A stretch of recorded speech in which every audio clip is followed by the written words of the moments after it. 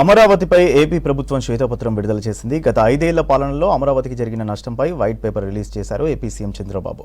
అమరావతి చరిత్ర సృష్టించే నగరమన్నారు బాబు. శాతవాహనుల కాలంలో అమరావతి కేంద్రంగా పాలన సాగిందని తెలిపారు. బుద్ధి జ్ఞానం ఉన్న ఏ వ్యక్తి అయినా అమరావతి రాజధానిని వ్యతిరేకించారని చెప్పారు. ఎటు చూసినా సమదూరం ఉండే ఏకైక ప్రాంతం అమరావతి అన్నారు చంద్రబాబు. చూస్తే ప్రపంచంలోనే largest land pooling in the world. ఇలాంటి ఇంత పెద్ద ఎత్తున భూమి ఇచ్చినటువంటి ప్రాజెక్ట్ ఎక్కడా లేదు. వరల్డ్ బ్యాంక్ అయితే దీన్ని ఒక కేస్ స్టడీగా ప్రజెంట్ చేశారు.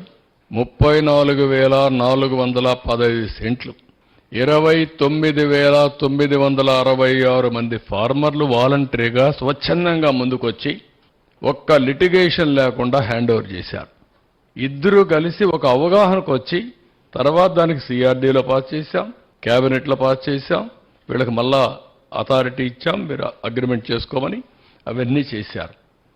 అంటే వాళ్ళకు కూడా ఎక్కడ ఎవ్వరికి అన్యాయం జరగకూడదు, ప్రతి ఒక్కరూ ఆనందంగా ఉండాలి. రాజధాని వస్తుందంటే స్వాగతం పలకాలి తప్ప బాధపడకూడదనే ఉద్దేశంతో ఇవన్నీ చేశాం. ఇవన్నీ కూడా మేము ఆలోచించింది. ఈ ల్యాండ్ ఏదైతే ఉందో మానిటైజేషన్కి 8,274 ఎకరాలు గవర్నమెంట్ పెట్టుకుంటే అన్ని డెవలప్ చేస్తూ ఉంటే దీనికి విలువ పెరుగుతుంది, ట్యాక్సెస్ వస్తాయి, ట్యాక్సెస్ గవర్నమెంట్కి వస్తాయి. ఈ ల్యాండ్ అమ్మినా సరే రాజధాని కట్టచ్చనే ఉద్దేశంతో ముందుకు పోయాం. ప్రైమ్ మినిస్టర్ వచ్చి ఫౌండేషన్ వేశాడు. జగన్మోహన్ రెడ్డి రాజధాని నడిమధ్యనే ఉండాలి అని గట్టిగా చెప్పాడు. 30,000 ఎకరాలు ఉండాలని చెప్పాడు. అసెంబ్లీలో స్పీచ్ ఇచ్చాడు. ఆ రోజు నేను అన్ని కూడా చెప్పాను ఏమేం చేస్తామని, అన్నిటికీ ఒప్పుకున్నాడు. ఇక్కడ ఇల్లు కట్టాడు. ఇల్లు కట్టినప్పుడు కూడా నాకు ఇల్లు లేదు, ఆయనకి ఇల్లు ఉందని చెప్పి గొప్పలు చెప్పుకున్నాడు, ఓట్లు వేయించుకున్నాడు.